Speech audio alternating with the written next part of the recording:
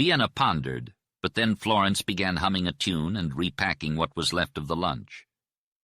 Vienna felt a strong admiration and respect for this Western girl. She appreciated the consideration or delicacy or wisdom, whatever it was that kept Florence from inquiring about her thoughts on the recent events. They were soon back on the road, gradually descending before ascending a long ridge that had blocked their view for hours. It was a tiring climb with the sun, dust, and limited view. When they finally reached the top, Vienna gasped in amazement. A beautiful, smooth gray valley stretched below them, rising up on the other side in little ridges like waves, leading to the foothills dotted with clumps of brush or trees, and beyond, dark mountains, pine-fringed and crag-spired. "Well, Miss Princess, now we're getting somewhere," said Stillwell, cracking his whip. 10 miles across this valley and we'll be in the foothills where the Apaches used to run." 10 miles? Exclaimed Vienna. "It looks like half a mile to me." "Well, young woman, before you go riding off alone, you need to get used to Western distance. Now, what do you call those black things on the slope over there?" "Horsemen. No, cattle," Vienna replied hesitantly. "Nope, just plain everyday cactus. And look down the valley. A pretty forest, isn't it?" he asked, pointing. Vienna saw a gorgeous forest in the center of the valley to the south. "Well, Miss Princess, that's just the deceiving air. There is no forest." "It's a mirage," Vienna exclaimed, squinting her eyes towards a dark shape in the distance. The shape seemed to float in the air with no distinct boundaries, flickering and fading until it disappeared completely. The mountains receded once again behind the horizon, and the horses slowed to a leisurely walk. The road ahead led to a mile of rolling ridge and then foothills, with winding valleys and dry ravines filled with trees, brush, and rocks. Although there was no water, the sandy washes provided evidence of past floods. Vienna was exhausted from the heat and dust, but she kept her eyes open and saw beautiful birds, quails with crests, rabbits, and even a deer.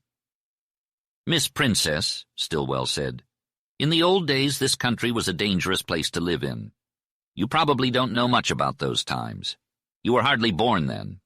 I'll tell you about how I fought Comanches in the Panhandle, which used to be in northern Texas, and how I had some hair-raising scares with Apaches in this area." He went on to tell Vienna about Cochise, the chief of the Chiricahua Apaches, who was the most savage and bloodthirsty tribe that ever terrorized the pioneers. Cochise had once befriended the whites, but he was betrayed and became their most implacable enemy. Geronimo, another Apache chief, had gone on the warpath as recently as 1885, leaving a trail of bloodshed along the New Mexico and Arizona border. Lone ranchers and cowboys had been killed, and mothers had even shot their children before killing themselves at the sight of the Apaches.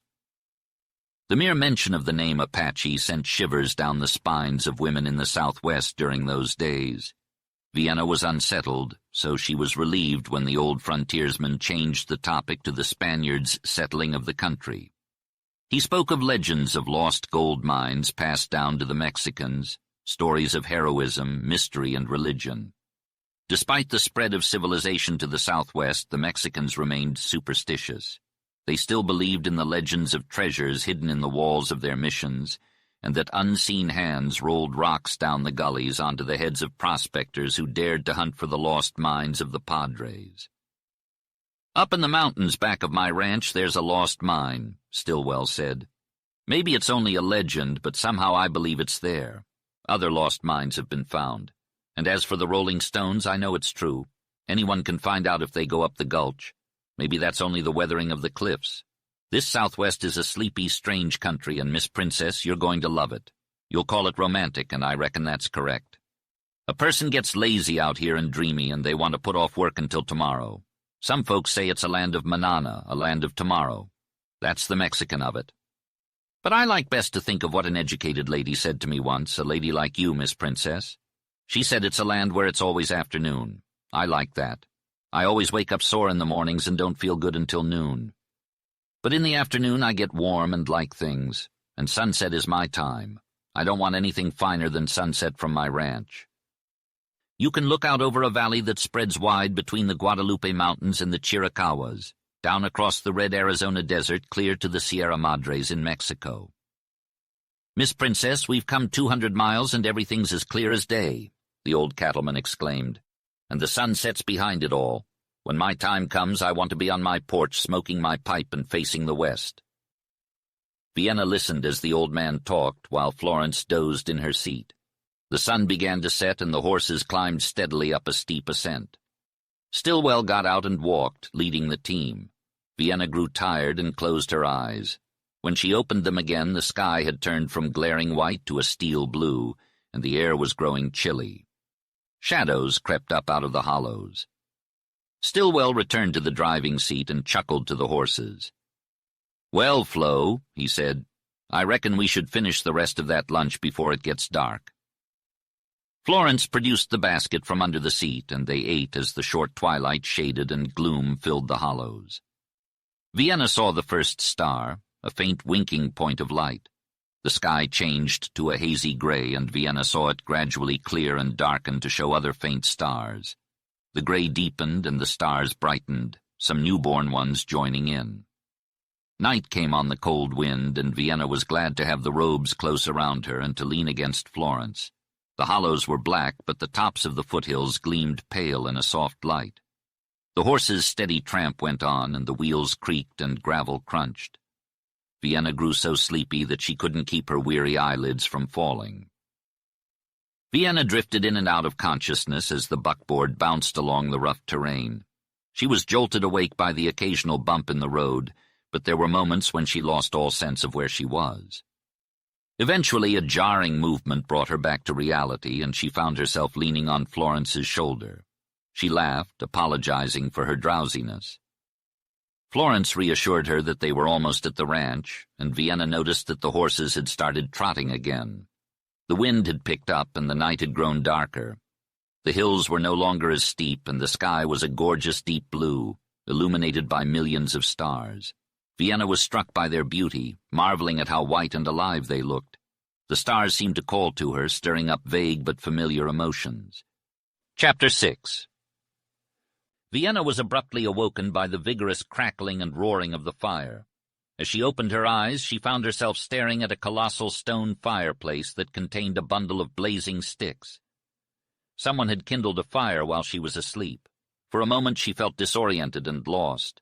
She could only vaguely recollect arriving at the ranch and being escorted into a colossal, dimly lit room. She had fallen asleep instantly and woke up without any memory of how she had gotten into bed. But the feeling of bewilderment vanished as quickly as it had arrived. Vienna was fully alert within an instant. The bed was located near one side of a vast chamber. The adobe walls looked like they belonged to a hall in an ancient feudal castle, with stone floors, walls, and massive darkened rafters that ran across the ceiling. The meager pieces of furniture were old and poorly maintained. The room was flooded with light from 4 windows, 2 on each side of the fireplace and another large one near the bed. As she looked out from the bed, Vienna could see a dark and slow upsweep of mountain in the distance. As she gazed at the crackling fire, Vienna mustered up the courage to leave her warm bed. The room was frigid, and her bare feet quickly retreated back under the covers. She was still contemplating getting up when Florence knocked on the door, holding a steaming hot water jug. "Good morning, Miss Florentino. I hope you slept well. You were exhausted last night. This old rancho house can be as cold as a barn, but it'll warm up soon. Al's gone with the boys and Bill. We'll ride down to the range after a while when your baggage arrives," Florence said with a smile. Florence wore a woolen blouse with a scarf around her neck, a short corduroy divided skirt, and boots. She energetically added wood to the fireplace while laying out Vienna's clothes and heating a rug for the floor by her bedside. "Al told me you weren't used to being without your maid. Would you like me to help you?" Florence asked. Vienna declined, insisting that she could take care of herself. After breakfast, Florence showed Vienna around the charming old Spanish house, which had a courtyard or patio, as Florence called it. The house was enormous, with doors opening into the courtyard. Vienna thought it would make a delightful home. She wondered if the house had been a Spanish barracks because of its immense size. As Vienna entered the house, she noticed that many of the rooms were dark and empty, with no windows to let in any light.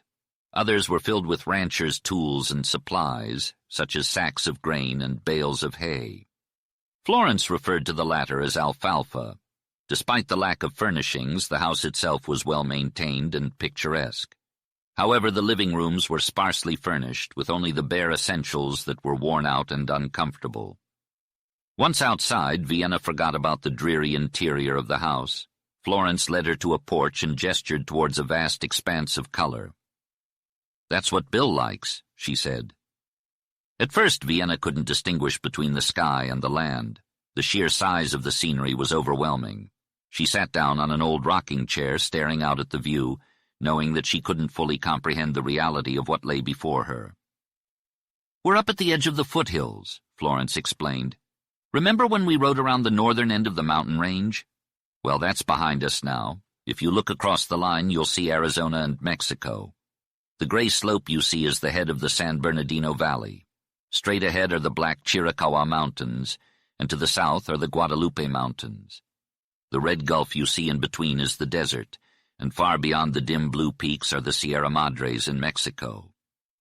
Vienna listened intently and gazed out with wide eyes, wondering if what she saw was just a mirage. It seemed so different from anything else she had ever seen, so vast, grand, and endless.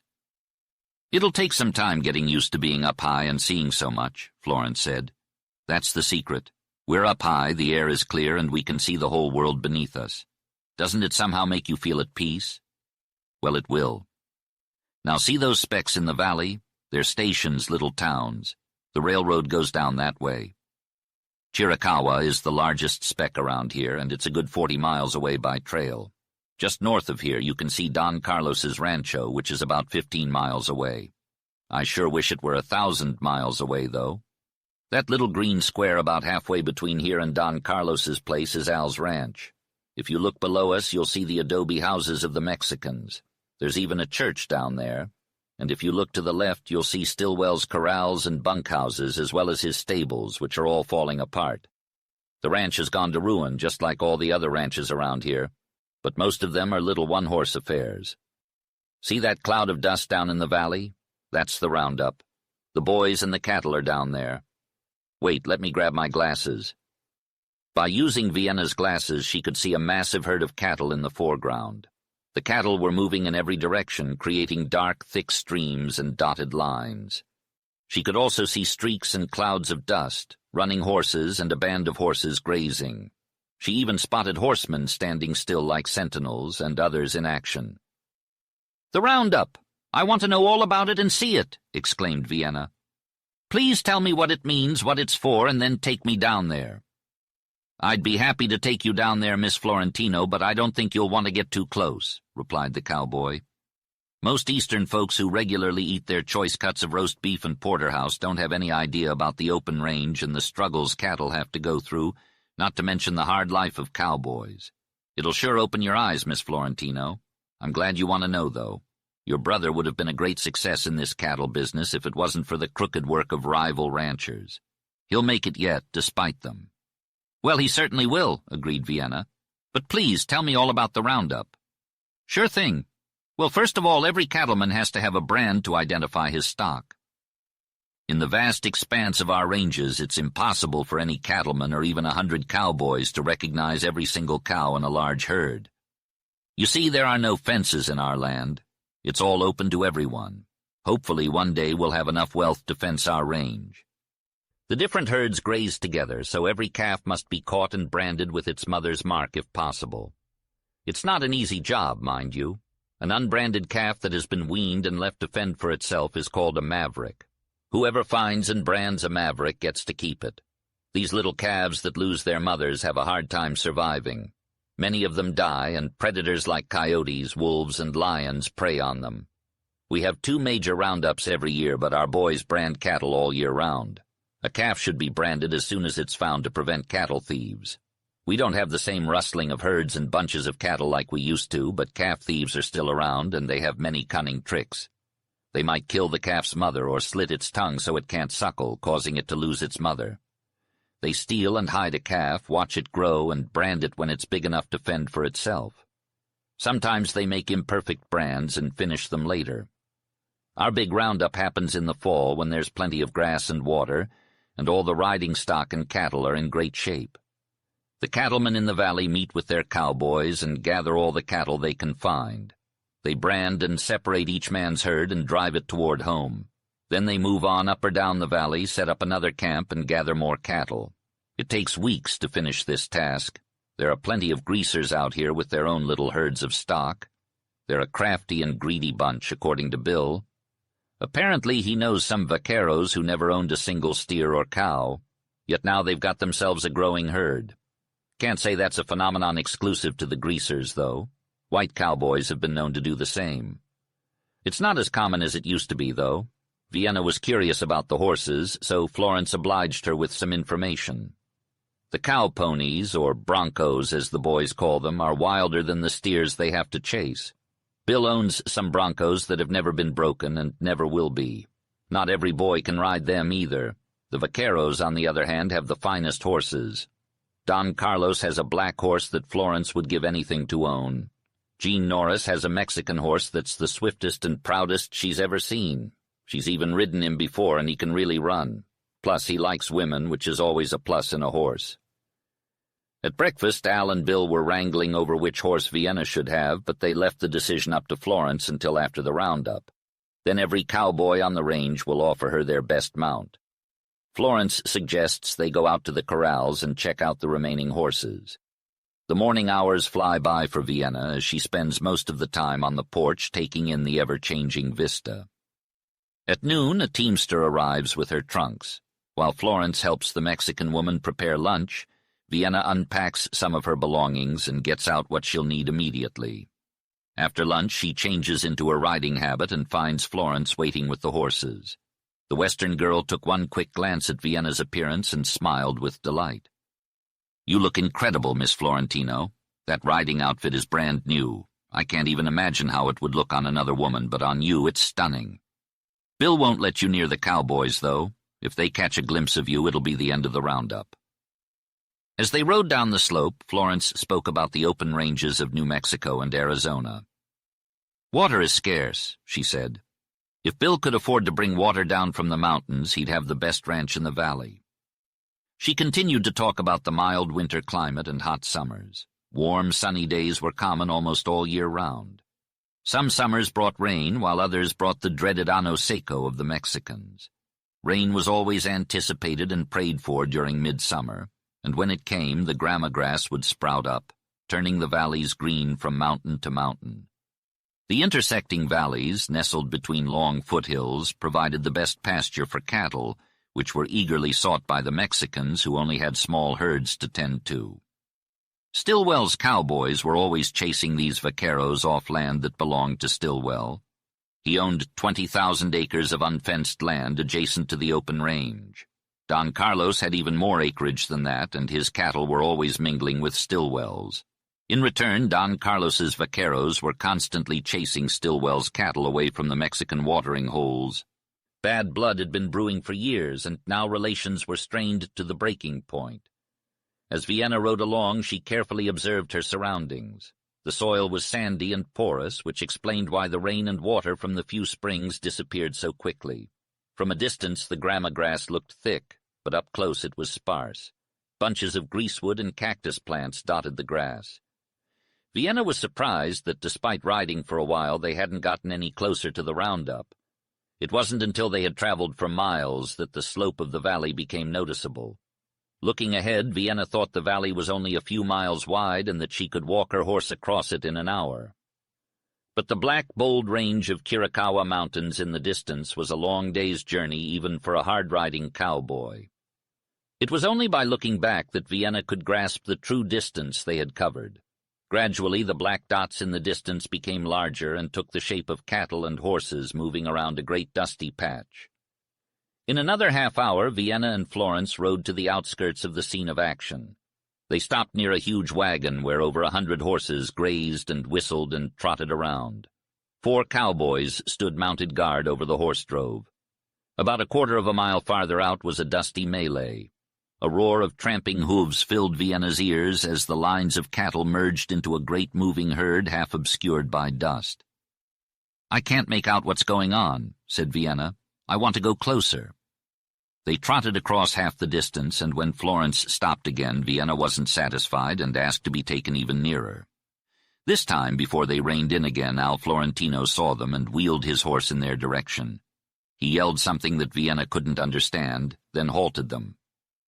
"Close enough," he called, but in the din his voice was not very clear.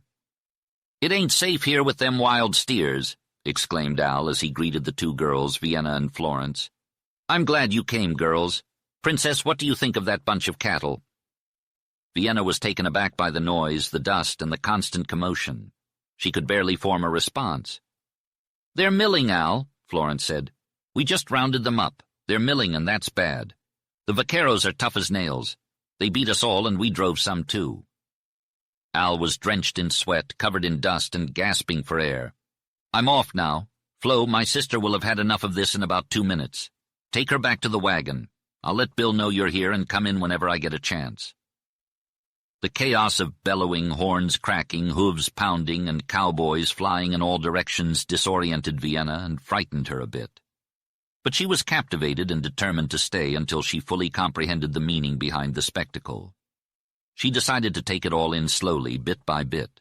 Florence asked if Vienna wanted to stay longer, and she eagerly accepted. Florence warned her, "If a runaway steer or angry cow comes this way, let your horse go. He'll get out of the way."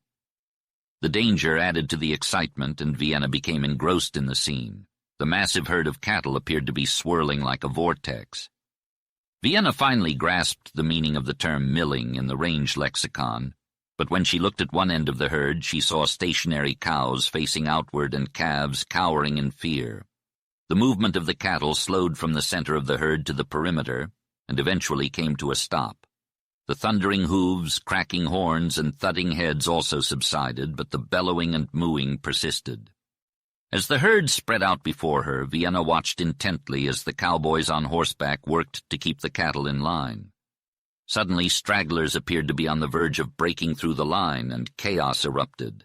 Vienna struggled to keep up with everything that was happening within her view as the cowboys darted into the herd and drove out the cattle. Amidst the commotion, Vienna's attention was drawn to a cowboy on a white horse who was chasing after a steer. With lightning-fast reflexes, he whirled his lasso around his head and threw it, expertly catching the leg of the steer.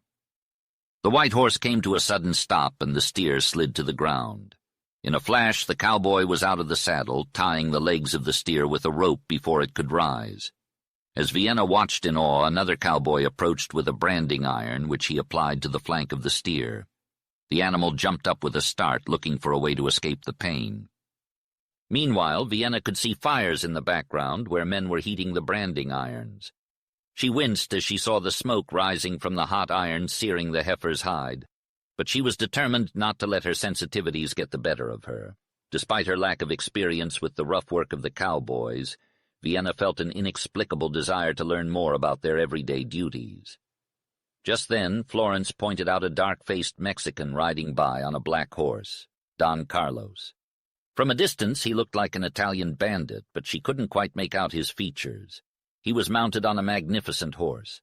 Stillwell rode up to the girls and greeted them in his booming voice. "Right in the middle of things, hey? Well, that's just fine. I'm glad to see, Miss Princess, that you're not afraid of a little dust or the smell of burning hide and hair." "Couldn't you brand the calves without hurting them?" Vienna asked. "Haw, haw, why they ain't hurt none. They just bawl for their mamas. Sometimes, though, we have to hurt one just to find out which one is his mama." "I want to know how you tell what brand to put on those calves that are separated from their mothers," Vienna continued. "That's decided by the roundup bosses. I have one boss and Don Carlos has one. They decide everything and they have to be obeyed. There's Nick Steele, my boss. Watch him. He's riding a bay in among the cattle there. He orders the calves and steers to be cut out. Then the cowboys do the cutting out and the branding. We try to divide up the mavericks as near as possible." At that moment, Vienna's brother joined the group, looking for Stillwell. "Bill, Nels just rode in," he said. "Good, we sure need him. Any news of Danny Maines?" "No, Nels said he lost the trail when he got on hard ground." "Well, well. Say, Al, your sister is really taking to the roundup, and the boys are getting wise. See that son of a gun Ambrose cutting capers all around. He'll sure do his prettiest. Ambrose is a ladies' man, he thinks. The two men and Florence joined in teasing Vienna a little and drew her attention to what seemed to be unnecessary feats of horsemanship all made around her.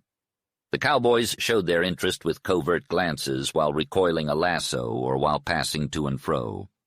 Vienna was not amused at the moment. The situation was too serious. She sat on her horse and watched the vaqueros, who were fascinating to her. They were agile and dark, their lariats flying everywhere as they rode their horses and pulled down calves and yearlings to the ground. Vienna winced as their silver rowels dug into their horses' flanks, seeing the blood and hair on their spurs. The vaqueros were cruel to their mounts and cattle, breaking the legs of calves and leaving them to die until a white cowboy came along to shoot them. Calves were dragged for many yards and steers were pulled by one leg. Vienna had seen the Cossacks and Tatars of the Russian steppes, but these vaqueros were the most superb horsemen she had ever seen. They were swift, graceful, daring, and their lassos always hit their marks. The cowboys were also skilled horsemen, but they showed more consideration for their steeds and cattle than the vaqueros. They changed mounts more frequently, and the horses they unsaddled were not as spent, wet, or covered in lather.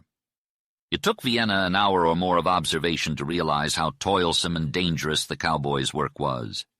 They were continually among wild, vicious, and wide-horned steers, and there was little to no rest for them. The cowboys owed their lives to their horses, as the danger came mostly when they leaped off to tie and brand a calf they had thrown. Some of the cows charged with lowered, twisting horns, and Vienna's heart leaped to her throat for fear a man would be gored. As the rodeo began, a cowboy successfully roped a bawling calf, causing its mother to charge towards him. He quickly rolled over and ran away, but his bow-legged gait slowed him down.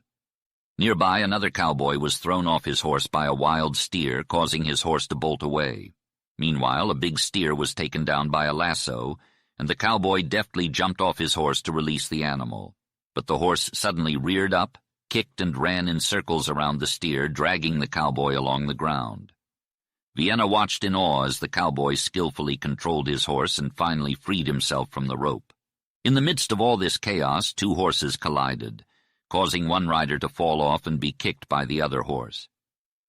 The injured cowboy limped back to his horse and angrily struck it, only to be met with a vicious attempt to bite. Despite the constant danger and noise of bawling animals and shouting cowboys, the rodeo participants worked with good humor, taking sharp orders and responding in jest.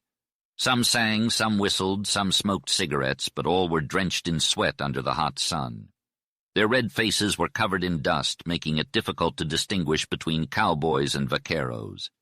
Blood stained their tireless hands, but they continued to work with unmatched skill and mastery. The thick, heavy air was oppressive, filled with the rank stench of cattle and burning hide.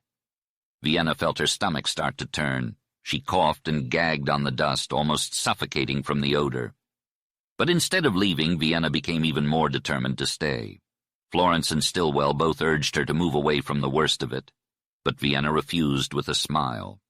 Her brother Al noticed her pale complexion and told her that the smell was making her sick. Vienna replied that she intended to stay until the day's work ended. Al gave her a strange look but said nothing more. The kindly Stillwell then began to explain to Vienna that she was witnessing the real life of a cattleman and cowboy, just as it was in the early days. He told her that some ranchers in Texas and Arizona had taken on newfangled ideas, but they had to stick to the old-fashioned open-range roundup. Vienna looked horrified at the cruelty of the roundup, but Stillwell explained that the work she had seen that day was no tougher than most days for a cowboy. They had long hours on horseback, poor food, slept on the ground, and faced loneliness, dust, sun, wind, and thirst day in and day out all year round. Stillwell pointed out Nels, a cowboy with white hair, red, thin, and hard-burned skin, and a hump on his shoulders. Nels's hands were so damaged that he couldn't pick up a pin or even untie a knot in his rope. Although he was young, Nels looked like an old man of 60. Stillwell explained that Nels had seen a lifetime for every year of his life. Nels owes his character to the Arizona desert and the life of a cowboy. He has ridden across Canyon Diablo Verde and Tonto Basin and knows every inch of Aravaipa Valley and the Pinaleno country. He has even gone from Tombstone to Adam and has killed bad white men and greasers before he was even 21. Nels has seen and experienced more than most, and he has become a part of the desert, embodying its elements of stone, fire, silence, cactus, and force. He is a remarkable man, rough around the edges, but like a piece of quartz, he has pure gold within him. Stillwell points out another cowboy named Monty Price, who is from Montana and has been hurt and limping without a horse or rope. Monty is a short, bow-legged man with a face as hard as a burned-out cinder. Despite his appearance, Stillwell insists that Monty has seen years of riding through the Missouri bottoms and big prairies with high grass and fires. Montana is known for having blizzards that can freeze cattle solid and leave horses dead. They say that facing a driving sleet with the temperature at 40 below zero is quite a challenge. But Monty never complains about the cold. He's always searching for the sun. He used to be quite the looker, or so they say. The story that's told about Monty is this. He was caught in a prairie fire and could have easily saved himself. But there was a ranch right in the fire's path, and Monty knew that the rancher was away and his wife and baby were home alone. Monty knew that the wind was blowing in a way that would cause the ranch house to burn down. It was a risky move, but he went over and put the woman on his horse behind him, wrapped the baby and horse's head in a wet blanket, and rode away. It was quite a ride, I've heard, but the fire eventually caught up with Monty. The woman fell and was lost, and then his horse. Monty had to run, walk, and crawl through the fire with the baby, but he saved it. After that, Monty wasn't much good as a cowboy. He couldn't hold down a job. But he'll always have one with me as long as I have a steer left. Chapter 7. For a whole week, the roundup was happening just a short ride away from the ranch house, and Vienna spent most of her time on horseback, observing the hard work of the vaqueros and cowboys. She thought she was stronger than she really was, and had to be helped off her horse more than once. Stillwell was happy to have her around at first, but soon became worried about her. He urged her to stay away from the roundup, and Florence was even more concerned. Despite their pleas, Vienna remained determined to stay. Vienna was only beginning to comprehend the true nature of what she was learning. It was far more than just the task of rounding up cattle with cowboys. She cherished every moment of her opportunity and was reluctant to let it slip away. Her brother, though busy with his own responsibilities, kept an eye on her. However, he failed to notice her growing fatigue and the strain of excitement that was taking a toll on her. He never suggested that she should rest or go back to the house with Florence. Vienna often felt her brother's piercing blue eyes on her face, and at times she sensed something more than just brotherly love. It was unsettling to think that Ken might have guessed her predicament. Ken tried to make the cowboys comfortable around Vienna by introducing them and cracking jokes. However, before the week was over, he advised her to stay away from the roundup. Even though he said it in a playful manner, he was serious. When Vienna asked him why, he revealed that he was worried about Don Carlos. Ken was afraid that Nels or Ambrose or any of the cowboys might harm the Mexican man because they were jealous of him following Vienna around. Vienna found it absurd, but it made her realize how wrapped up she had been in her own emotions, stirred up by the roundup's chaos and hard work. She remembered Don Carlos's presentation to her and how she had not liked his striking dark face with its prominent, glittering eyes and sinister lines. She had also been uncomfortable with his smooth, sweet, and insinuating voice and his subtle mannerisms with slow bows and gestures. She had thought he looked sharp and suave on the magnificent black stallion. However, now that Ken's words made her think, she recalled that wherever she had been in the field, the noble stallion with his silver-mounted saddle and his dark rider had been always in her vicinity.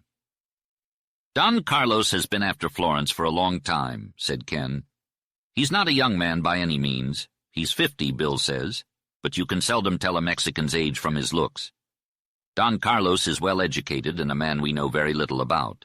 Mexicans of his kind don't regard women as we white men do. Now, my dear beautiful sister from New York, I haven't much use for Don Carlos, but I don't want Nels or Ambrose to make a wild throw with a rope and pull the Don off his horse, so you had better ride up to the house and stay there." "Ken, you are joking, teasing me," said Vienna. "Indeed not," replied Ken. "What do you think, Flo?" Florence replied that the cowboys would upon the slightest provocation treat Don Carlos with less ceremony and gentleness than a roped steer. Old Bill Stillwell came up to be importuned by Ken regarding the conduct of cowboys on occasion, and he not only corroborated the assertion but added emphasis and evidence of his own. "And, Miss Princess," he concluded, "I reckon if Gene Norris was riding for me, that grinning greaser would have had a bump in the dust before now." Vienna had been wavering between sobriety and laughter until Stillwell's mention of his ideal of cowboy chivalry decided in favor of the laughter. "I am not convinced, but I surrender," she said. "You have only some occult motive for driving me away. I am sure that handsome Don Carlos is being unjustly suspected. But as I have seen a little of cowboys' singular imagination and gallantry, I am rather inclined to fear their possibilities." "Goodbye," Vienna said before riding with Florence up the long gray slope to the ranch house. She felt excessively weary that night, which she attributed more to the strange workings of her mind than to the physical exertion of riding and sitting her horse. The next morning she was not in the mood to rest. She didn't crave activity, excitement, or pleasure. An unerring instinct, rising clear from the thronging sensations of the last few days, told her that she had missed something in life. It couldn't have been love, for she loved her brother, sister, parents, and friends. It couldn't have been consideration for the poor, the unfortunate, or the hapless, for she had expressed her sympathy for them by giving freely. It couldn't have been pleasure, culture, travel, society, wealth, or position, for she had had all of those things all her life. Whatever this something was, she had baffling intimations of it, hopes that faded on the verge of realizations, haunting promises that were unfulfilled. Whatever it was, it had remained hidden and unknown at home, and here in the West it began to allure and drive her to discovery. Therefore she couldn't rest. She wanted to go and see. She was no longer chasing phantoms. It was a hunt for treasure that held aloof, as intangible as the substance of dreams. That morning she expressed a desire to visit the Mexican quarters lying at the base of the foothills. Florence protested that this was no place to take Vienna, but Vienna insisted, and it required only a few words and a persuading smile to win Florence over. From the porch, the cluster of adobe houses added a picturesque touch of color and contrast to the waste of the gray valley. Near at hand they proved the enchantment lent by distance. They were old, crumbling, broken down, and squalid. A few goats climbed around upon them, a few mangy dogs barked an announcement of visitors, and then a troop of half-naked, dirty, ragged children ran out. The group of Mexicans was initially frightened and shy, but they eventually warmed up to Vienna and Florence. The women managed to gather more children as they moved from house to house. Vienna was struck by the poor living conditions of these people and decided to take a closer look. She was greeted with shock and awe by the first woman she met. While Florence tried to communicate with the women, Vienna explored the small, squalid rooms. The stench of filth and vermin was overwhelming, and Vienna couldn't believe that such squalor existed in America. The huts were devoid of water, and the people living there appeared idle and unproductive. They showed no resentment towards the American women, but seemed slow and unresponsive.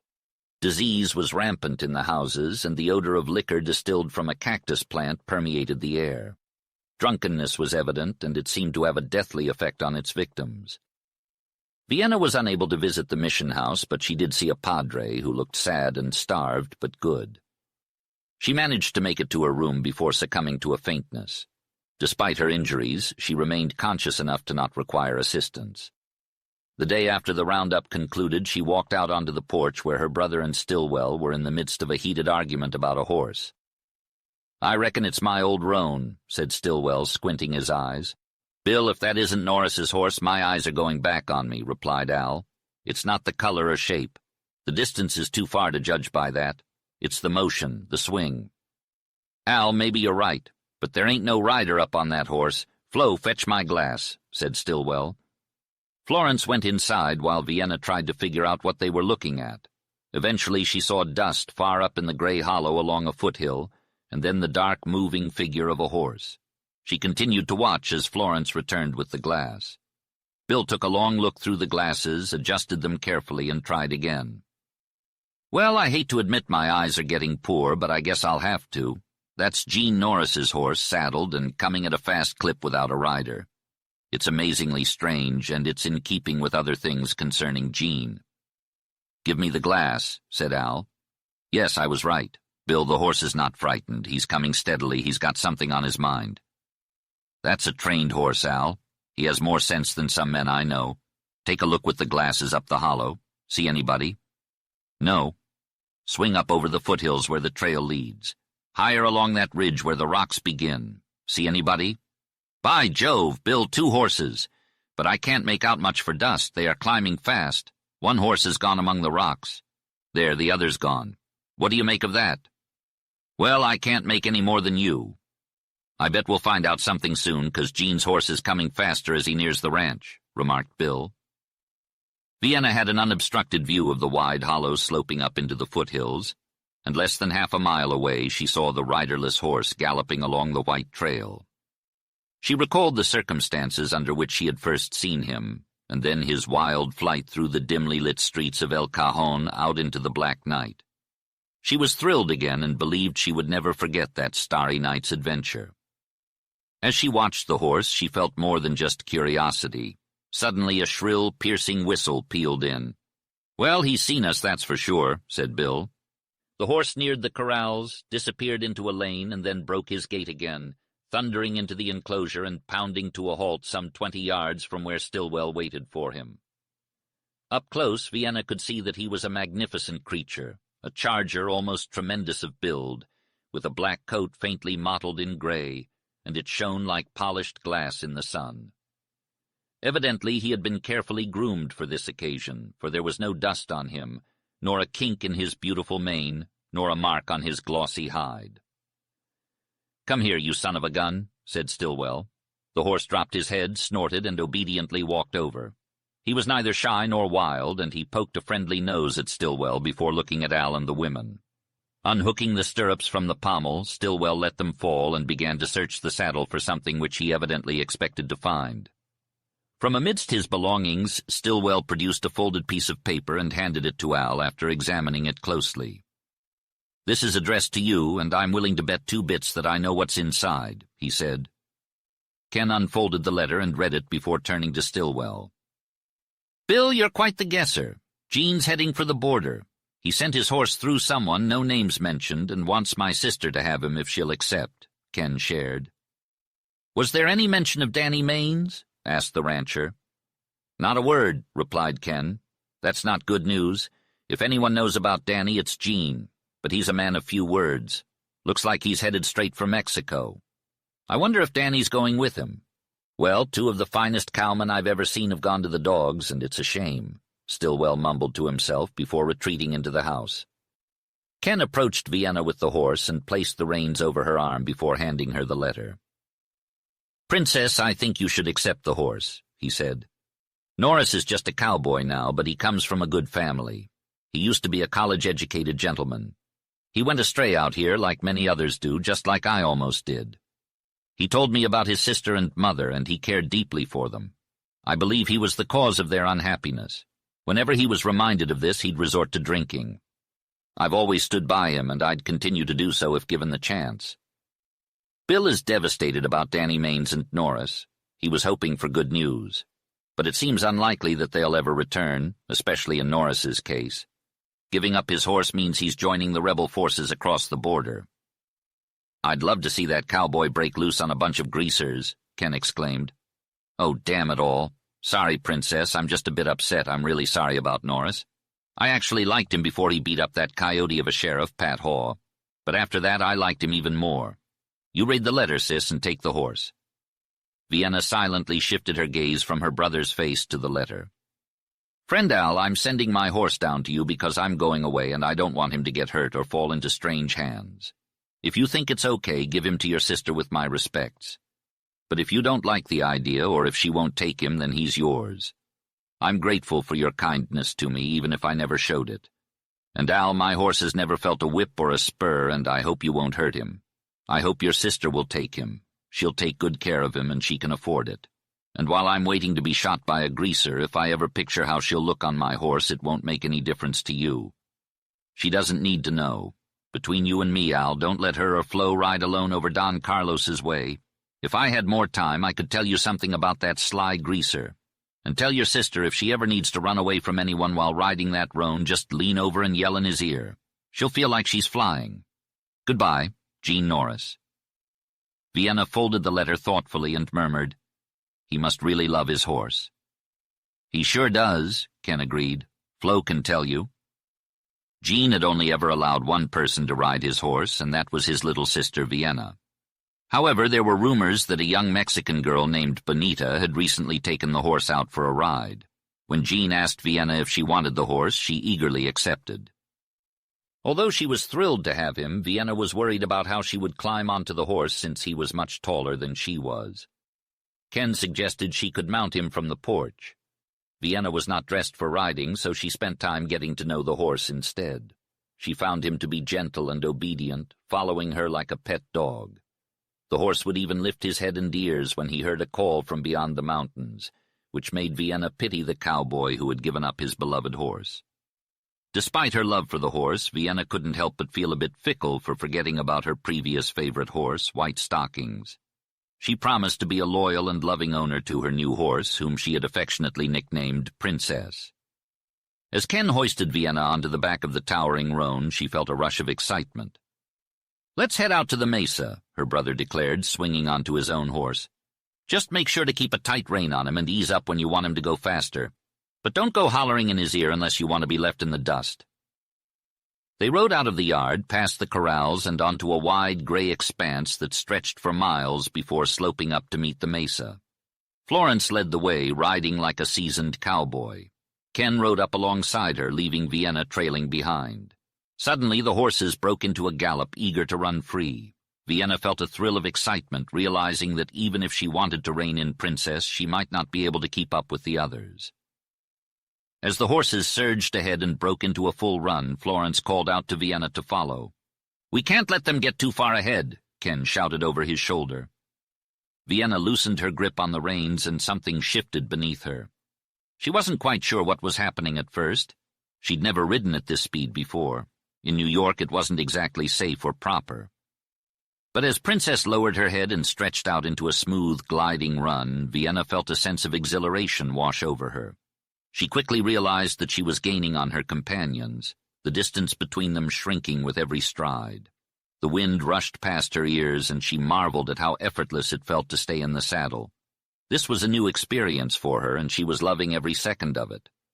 Vienna had never been a fan of horseback riding due to the rough and bumpy ride, but this time was different. She felt no discomfort or need to hold on tightly. Instead, she felt the wind in her face and the horse's mane whipping against her. The sensation was thrilling, invigorating, and made her blood pump faster. Spurred on by an unknown force, she loosened the bridle and leaned forward, urging the horse to run faster. "Oh, you splendid fellow, run!" she exclaimed. The sound of hooves pounding against the ground filled her ears as Princess picked up speed. The wind stung her face, and her hair was whipped around her head. The gray plane flew by on either side, and Florence and Ken appeared to be coming back into view. However, as Princess closed in on them, Vienna realized that he was going to pass them. And he did, shooting by so quickly that it almost seemed as though the other horses were standing still. Princess continued to run until he reached the steep side of the mesa, where he slowed down and stopped. "Glorious!" Vienna exclaimed, her body ablaze with excitement. Every muscle and nerve in her body was tingling and quivering. Even her hands trembled as she attempted to push her hair back into place. She turned around to wait for her companions, who were now approaching her. Ken was laughing, delighted but also a little worried. "Holy smoke, but can't he run? Did he bolt on you?" Vienna shook her head. "No, I called in his ear," she replied. "That's the woman in me and forbidden fruit. Flo said she'd do it the minute she was on him. Princess, you can ride." The Western gal approached with a grin on her face. "It was so awesome to see you. Your hair was on fire in the wind. She sure can ride, Al. I was a bit worried, but that horse of hers is amazing. Can he run or what?" Ken led them up a steep, winding path to the top of the mesa. Vienna was blown away by the sight of a beautiful, flat expanse of short grass as level as a floor. "Al, this would be the best spot for golf in the world," she exclaimed. "I've thought about that myself," he replied. "But the only problem is, could anyone manage to stop staring at the scenery long enough to hit a ball? Princess, look!" Vienna was then faced with a breathtaking and overwhelming sight. The vastness of the deep, red-ridged world below her was impossible to comprehend and left her speechless. "Once, Princess, when I first came out west, I was feeling down and out, ready to end it all," said Ken. "But I happened to climb up here looking for a place to die. When I saw this, I changed my mind." Vienna was silent as they rode around the rim of the mesa and down the steep trail. This time she didn't let Ken and Florence coax her into a race. She was in awe, feeling both uplifted and bewildered, and it took her a while to regain her composure. She arrived back at the ranch house long after the others and was very contemplative during supper. Later, as they gathered on the porch to watch the sunset, Stillwell's humorous complaints sparked an idea in Vienna's mind. She listened attentively as he recounted the struggles of a poor cattleman. The conversation between Vienna and Mr. Stillwell was lengthy and fascinating, but it was also overwhelming for Vienna. She was determined to either kill her new idea of ranching or breathe life into it. She asked Mr. Stillwell if ranching here on a large scale could be made profitable with modern methods. He replied with a short laugh, saying that it could be a money-maker. He had lived well, paid his debts, and had not lost any money except the original outlay. He would sell if someone paid his price, but he would hate to leave. Don Carlos and the other Mexicans would sell too, as they had been after him for years. Mr. Stillwell dreamed of buying out Don Carlos and the greasers and giving a job to every good cowman in the country. He would make them prosper as he prospered himself. Vienna listened intently to Mr. Stillwell's dreams and ideas, feeling overwhelmed but also inspired. "If I had all the money in the world, I'd buy up all the best horses on the range. I'd fence off a whopping 20,000 acres of prime grazing land. There'd be no shortage of water, with wells drilled in the valley and pipes running down from the mountains. And that draw out there, I'd dam it up for miles, creating a stunning lake that I'd surround with cottonwoods. I'd stock it with fish and plant the biggest field of alfalfa in the Southwest. And that's not all. There'd be fruit trees and gardens, and all the old corrals, barns, and bunkhouses would be torn down to make way for new ones. This ranch would be the finest and most comfortable around. Grass and flowers would be everywhere, and young pine trees would be brought down from the mountains. And when all was said and done, I'd just sit back in my chair and smoke, watching the cattle come in for water and the cowboys singing in their bunks. As the red sun would set, I'd be the happiest man in the world, Bill Stillwell, the last of the old cattlemen." Vienna thanked the rancher and then quickly retired to her room. She felt no need to hide the force of that wonderful idea that had grown so tenacious and alluring. The next day she asked Ken if it would be safe to ride out to the mesa. "I'll go with you," he said cheerfully. "No, dear, I want to go alone," she replied. Ken became serious and gave her a quick glance before turning away. "Go ahead, I think it's safe. I'll make sure by sitting here with my glass and keeping an eye on you. Just be careful coming down the trail and let the horse pick his way." "That's all," Vienna said as she rode Princess across the wide flat, up the zigzag trail, and across the beautiful grassy level to the far rim of the mesa. It wasn't until then that she lifted her eyes to face the southwest. Vienna looked from the gray valley at her feet to the blue Sierra Madres, which were gold-tipped in the setting sun. Her vision embraced distance, depth, and glory hitherto unrevealed to her.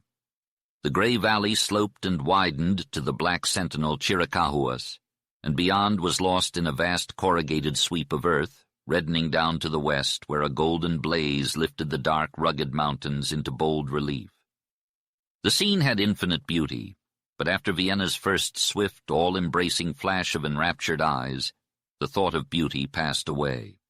In that darkening desert there was something illimitable. Vienna saw the hollow of a stupendous hand. She felt a mighty hold upon her heart. Out of the endless space, out of silence and desolation and mystery and age, came slow-changing colored shadows, phantoms of peace, and they whispered to Vienna. They whispered that it was a great, grim, immutable earth, that time was eternity, that life was fleeting. They whispered for her to be a woman, to love someone before it was too late, to love anyone, everyone, to realize the need for work and in doing it to find happiness. She rode back across the mesa and down the trail, and once more upon the flat, she called to the horse and made him run. His spirit seemed to race with hers. The wind of his speed blew her hair from its fastenings. When he thundered to a halt at the porch steps, Vienna, breathless and disheveled, alighted with the mass of her hair tumbling around her. Ken met her, and his exclamation, along with Florence's rapt eyes shining on her face and Stillwell's speechlessness, made her self-conscious. Laughing, she tried to put up the mass of hair. "I must look a fright," she panted. "Well, you can say whatever you want," said the old rancher. "But I know what I believe." Vienna tried to remain calm. "My hat and combs flew away in the wind. I thought my hair would follow suit. There's the evening star. I think I'm very hungry." She gave up trying to calm down and fix her hair, which fell in a golden mass once again. "Mr. Stillwell," she began, her voice taking on a hurried and deeper tone.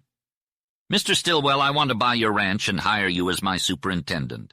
I want to purchase Don Carlos's ranch and other properties totaling 50,000 acres. I want you to buy horses and cattle and make all the improvements you've been dreaming of for so long. I also have my own ideas that I need your and Ken's advice on. I plan to improve the lives of the poor Mexicans in the valley and the cowboys on this range. We'll talk about all the business details tomorrow." Vienna turned away from the huge grin on Mr. Stillwell's face and reached out her hands to her brother. "Ken, it's strange, isn't it? Me coming out here to you? Don't laugh. I hope I found my work, my happiness, under the light of that western star." Chapter 8. In just 5 short months, Stillwell's dreams became a reality. The old ranch underwent a complete transformation, with numerous changes, improvements, and innovations. It was like magic had touched the place. Vienna, Ken, and Florence sat down to brainstorm a fitting name, ultimately settling on Vienna's suggestion. However, this was the only instance where Vienna's wishes were not honored throughout the course of the developments. The cowboys had given the new ranch a name, her Princess's Rancho. Stillwell believed that the names given by cowboys were perfect and unchangeable, just like the hills that surround them. Florence, however, had switched sides, while Ken laughed at Vienna's objections and declared that the cowboys had made her the queen of the ranges, and there was nothing anyone could do about it. Thus, the name Her Princess's Rancho stuck. It was April, and the sun was shining down on a gently sloping green knoll that lay nestled in the foothills. The long ranch house atop the knoll shone white in the bright sunlight. The grounds around the house were not like those of the eastern lawns or parks.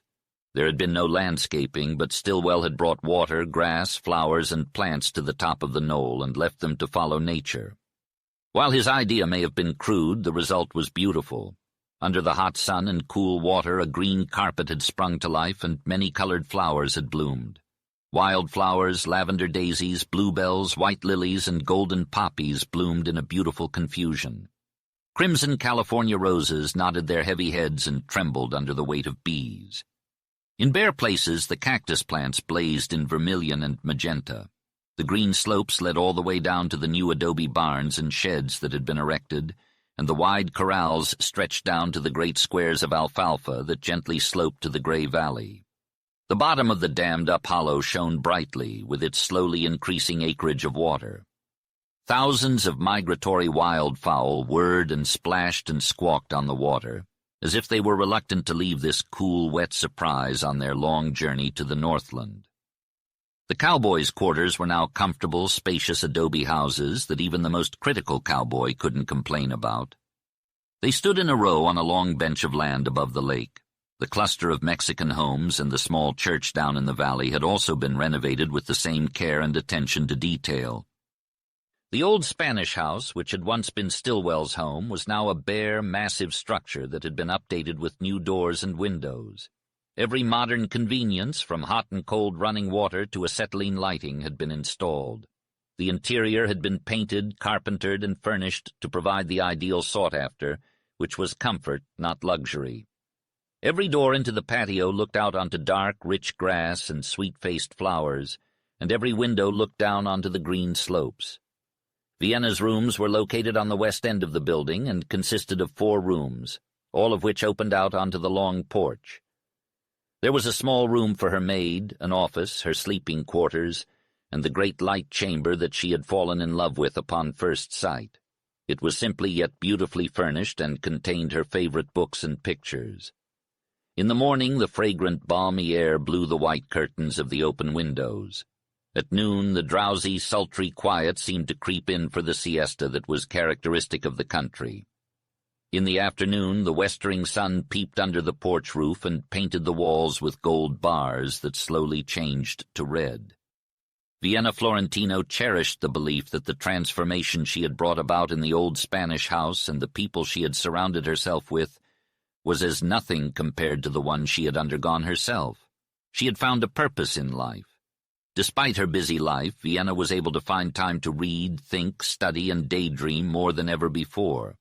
She had helped her brother overcome his difficulties and achieve success in ranching.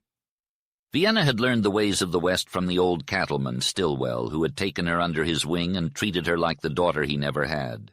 He was incredibly proud of her, and Vienna felt his love deeply. She had ridden the ranges with Ken and Florence and had even camped on the open range, sleeping under the stars and riding for miles in the face of dust and wind. She had taken 2 amazing trips down into the desert, one to Chiricahua and across the Mexican border, and the other through the Aravaipa Valley with its red-walled canyons and wild fastnesses. Learning the Western ways had been difficult, but it had become a labor of love for Vienna. She was in perfect health and high spirits, so active that she had to force herself to take the midday siesta, a custom of the country. Sometimes she looked in the mirror and laughed with sheer joy at the sight of her lithe, audacious, brown-faced, flashing-eyed reflection. She was filled with joy for life, not just for her beauty as Eastern critics had once claimed when she was pale, slender, proud, and cold. She laughed at the memory. If only her family and friends could see her now. Vienna was alive and pulsating with energy from head to toe. She couldn't help but think about how her loved ones had doubted her ability to stay in the West and begged her to come back home. When she wrote to them, she never mentioned the transformation she had undergone. Instead, she promised to visit home sometime in the future, which brought back amused or saddened responses. Vienna intended to go back east for a while and make occasional trips every year, but she was hesitant to take the first step. Going back home would require explanations that her family and friends wouldn't understand. Her father's business couldn't afford him the time to make a Western trip, and Mrs. Florentino had an un-American idea of the wilderness westward. Vienna's sister Melissa was eager to visit her, which Vienna suspected was due to curiosity more than sisterly love. Eventually, Vienna decided that the best way to prove her breaking of permanent ties was to invite Melissa and her friends to visit during the summer. Overseeing the many business details of her princess's rancho and keeping a record of them was no easy task. Vienna found the business training her father had insisted on to be invaluable now. As Vienna tried to grasp the practicalities of cattle raising, the straightforward Stillwell proved to be a great help. She segregated the large herd of cattle into smaller groups and kept a close watch on them when they ran out in the open range. Each group was given time in an enclosed area where they were fed, watered, and managed by a team of skilled cowboys. Vienna hired 3 cowboy scouts whose primary responsibility was to scour the range for any stray, sick, or injured cattle or orphaned calves and bring them in for treatment and care. 2 cowboys were assigned to train a pack of Russian staghounds and hunt the coyotes, wolves, and lions that preyed on the herds. The milch cows were separated from the other groups and kept in a pasture next to the dairy. Vienna made sure that all branding was done in corrals, and the calves were separated from their mothers at the right time for the benefit of both. She abandoned the old method of branding and classing that had horrified Vienna and introduced a new one that spared the cattle, cowboys, and horses any harm or cruelty. Vienna also established a large vegetable farm and orchards. The climate was better than California's, and with ample water, the trees, plants, and gardens thrived and bloomed in a spectacular way. Vienna took great pleasure in walking through acres of land that had once been barren but were now lush, green, and fragrant. She also set up poultry yards, pig pens, and marshy areas for ducks and geese. In the farming section of the ranch, Vienna provided work for the little community of Mexicans. Their lives had been harsh and barren, much like the dry valley they had been living in. But just as the valley had been transformed by water, their lives were transformed by Vienna's kindness, support, and employment. The children were no longer miserable, and many who had been blind could now see. Vienna had become a new and blessed place to them. Vienna looked out over the land and compared the transformation in the people and the land to the transformation in her heart. It might have been just her imagination, but the sun seemed brighter, the sky bluer, and the wind sweeter. However, the deep green of the grass and garden, the white and pink of the blossoms, and the blaze and fragrance of the flowers were not just her imagination. The sheen of the lake and the fluttering of the new leaves were also real. Where there had been monotonous gray, there was now vivid and changing color. Formerly there had been silence both day and night, but now there was music during the sunny hours. The whistle of prancing stallions pealed in from the grassy ridges. Innumerable birds had come, and like the northward journeying ducks, they had tarried to stay. The song of the meadowlark, blackbird, and robin, familiar to Vienna from childhood, mixed with the new and strange heart-throbbing song of mockingbird, the piercing blast of the desert eagle, and the melancholy moan of turtle-dove. One April morning, Vienna sat in her office grappling with a problem. She faced problems every day, and most of them were related to managing 27 incomprehensible cowboys.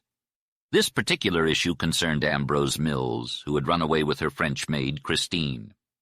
Stillwell approached Vienna with a smile almost as big as his bulk. "Well, Miss Princess, we caught them, but not before Padre Marcos had married them. All that speeding in the automobile was just scaring me to death for nothing. I tell you, Link Stevens is crazy about running that car. Link never had any sense even with a horse. He isn't afraid of the devil himself. If my hair hadn't been white before, it would be white now. I need to figure out what to do about Ambrose and Christine. They have brought shame upon my ranch." Stillwell nodded his head in agreement. "Well, Miss Princess, I reckon you ought to talk to Ambrose yourself. He's a good boy, but he done wrong. He ought to be punished, but not too hard. As for that Christine, she's a French gal and don't rightly understand our ways. Maybe we ought to let her go back to her own country." Vienna considered this for a moment. "Perhaps you are right, Stillwell. I will talk to Ambrose and see what he has to say for himself. As for Christine, I will make arrangements for her to return to France." "That sounds like a good plan, Miss Princess. Now, if you'll excuse me, I need to go check on the herd. Them cows don't take no day off." Stillwell tipped his hat and left Vienna to deal with the aftermath of the elopement. She sighed heavily and wondered how she had ended up in this situation. Running a ranch was hard enough without having to deal with the romantic entanglements of her cowboys. She made a mental note to start looking for a new foreman who could handle the challenges of modern cowboy life. "Tell me how to impress Ambrose to make an example, so to speak.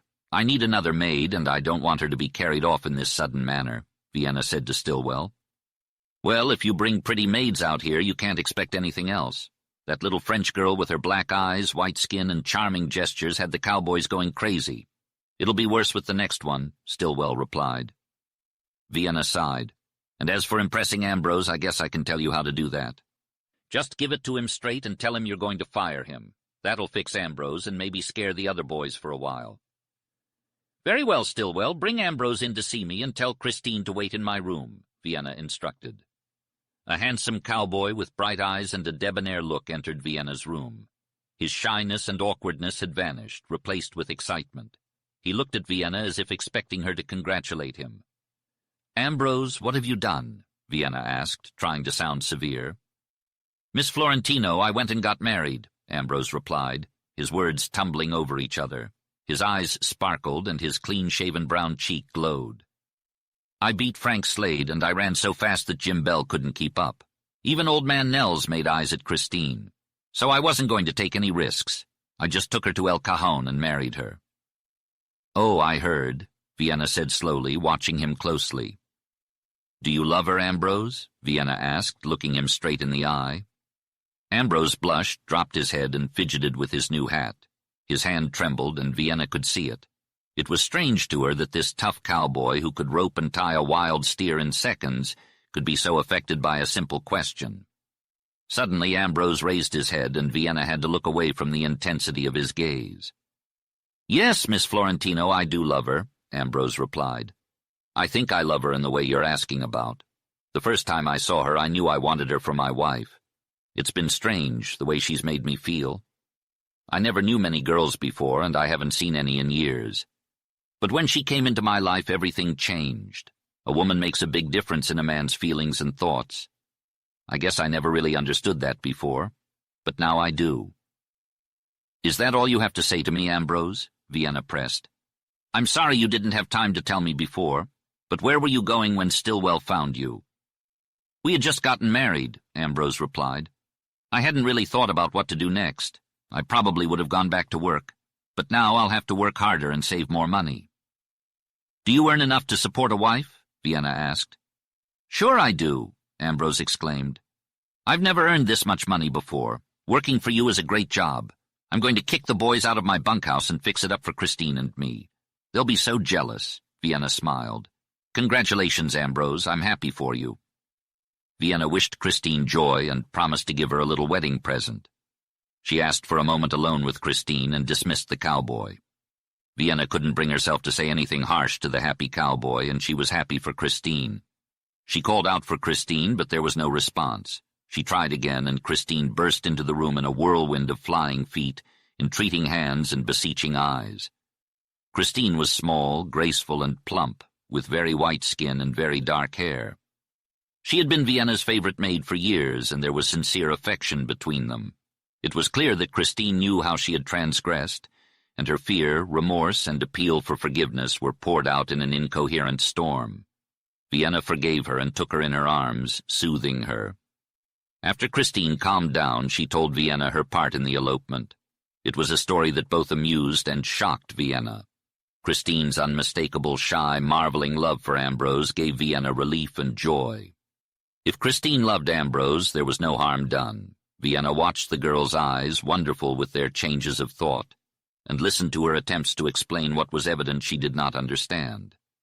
She gathered that if ever a caveman had taken unto himself a wife, if ever a barbarian had carried off a Sabine woman, then Ambrose Mills had acted with the violence of such ancient forebears. Christine was in awe of what had just happened. "He told me he loves me," she repeated, still in disbelief. "He asked me to marry him, he kissed me, he hugged me, he lifted me onto his horse, he rode with me all night, and then he married me." She proudly displayed the ring on her left hand. Vienna could see that Christine was now in love with Ambrose, despite being taken against her will. After Christine left, Vienna couldn't shake the look in the girl's eyes and her words. The enchantment of romance was certainly present in this sunny land. Vienna was both charmed and conflicted by the violence and unorthodox nature of Ambrose's courtship.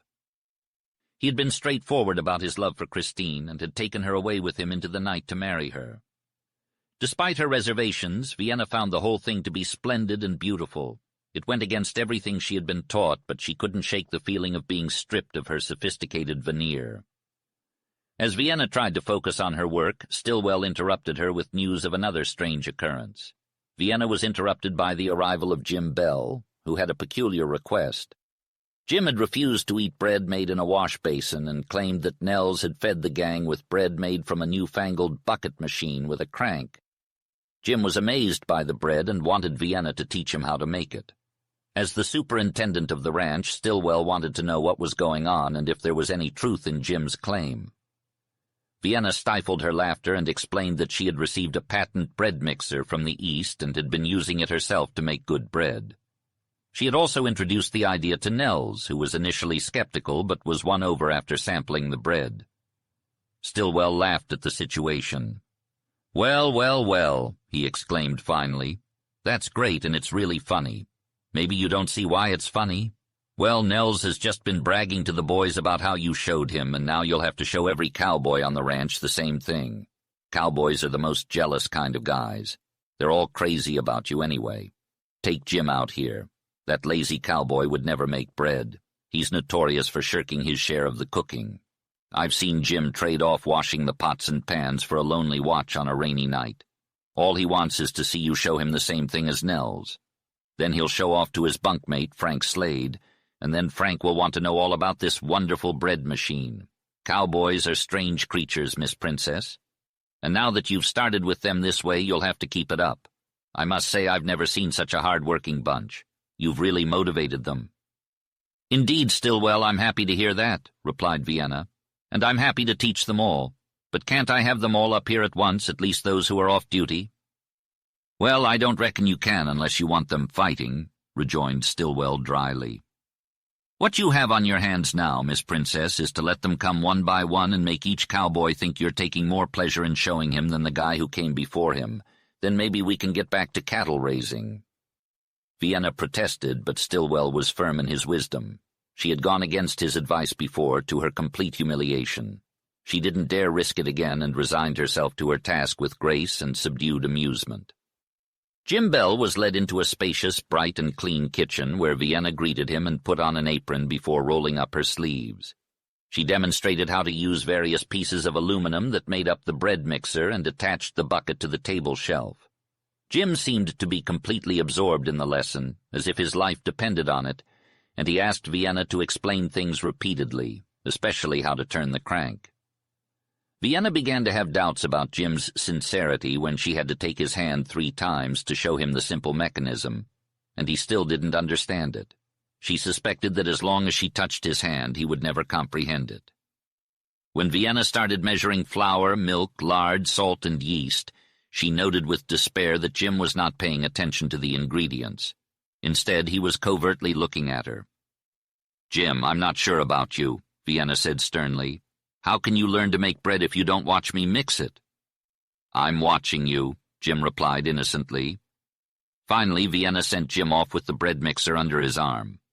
The next morning, in line with Stillwell's prediction, Frank Slade, Jim's bunkmate, happily approached Vienna and expressed his long-standing desire to help his overworked comrade with the housekeeping in their bunk. "Miss Florentino," Frank said, "Jim is kind, but he's not very bright, and I didn't believe him when he said he could do it all himself. You see, I'm from Missouri, and you'll have to show me." For a whole week, Vienna held clinics where she explained the scientific method of modern bread-making.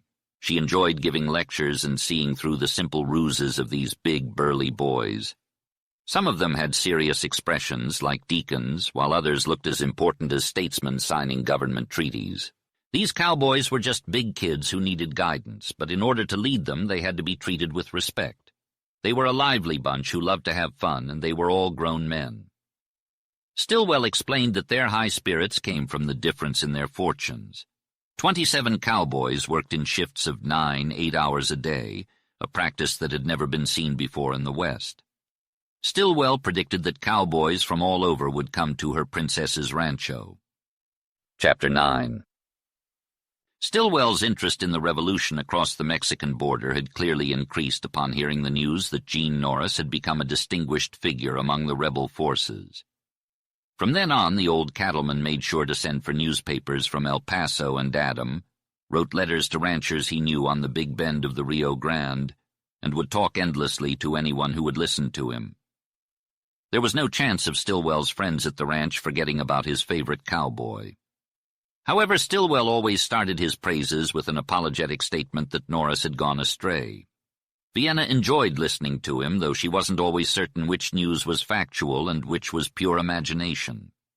Nonetheless, there seemed to be no doubt that the cowboy had performed some audacious feats for the rebels, and Vienna even found his name mentioned in several of the border papers.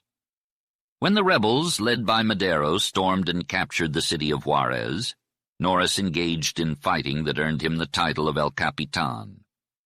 This battle ultimately brought an end to the revolution, with President Diaz's surrender following shortly after. There was a sense of relief among ranchers on the border from Texas to California. However, nothing more was heard of Gene Norris until April, when Stillwell received a report that the cowboy had arrived in El Cajon, evidently looking for trouble. The elderly rancher saddled up his horse and rode as fast as he could to town. 2 days later, he returned looking defeated. Vienna was there when Stillwell spoke with Ken. "I was too late, Al," the rancher said. "Gene was already gone. And get this, Danny Maines had just left with a couple of packed burros. I couldn't find out which way he went, but I'm guessing he took the Peloncillo Trail." "Dan will turn up eventually," Ken replied. "What did you find out about Norris? Maybe he left with Danny." "Not much," Stillwell grunted. "Gene's determined to stay away from the mountains." "Well, tell us about him," Ken prompted. Stillwell wiped his forehead and began to speak. "It's mighty strange about Gene. It's got me confused. He arrived in El Cajon a week or so ago. He was as lean as if he'd been riding the range all winter. He had plenty of money, according to the Mexicans, and all the locals were crazy about him. They called him El Capitan. He got drunk and started looking for Pat Haw. Remember that Mexican who was shot last October on the night Miss Princess arrived? Well, he's dead. And people are saying that Pat is going to blame Jean for the killing. I think it's just talk, but Pat is mean enough to do it if he had the guts. Anyway, if he was in El Cajon, he kept to himself. Jean walked up and down all day and night looking for Pat, but he didn't find him, and of course he kept getting drunker and drunker. He just got downright bad. He made a lot of trouble, but there was no gunfight. Maybe that made him mad, so he went and beat up Flo's brother-in-law. That wasn't so bad. Jack needed a good beating. And then Jean met Danny and tried to get him drunk, and he couldn't. Can you believe that? Danny wasn't drinking and wouldn't touch a drop. I'm relieved about that, but it's strange. Danny used to love his red liquor. I think he and Jean had a disagreement, but I'm not certain. Anyways, Jean left and got on a train. I hope he doesn't cause any trouble. If he acts up in Arizona, he'll end up in the Yuma Penitentiary. That place is a graveyard for cowboys. I sent a telegram to agents along the railroad to keep an eye out for Norris and let me know if they find him.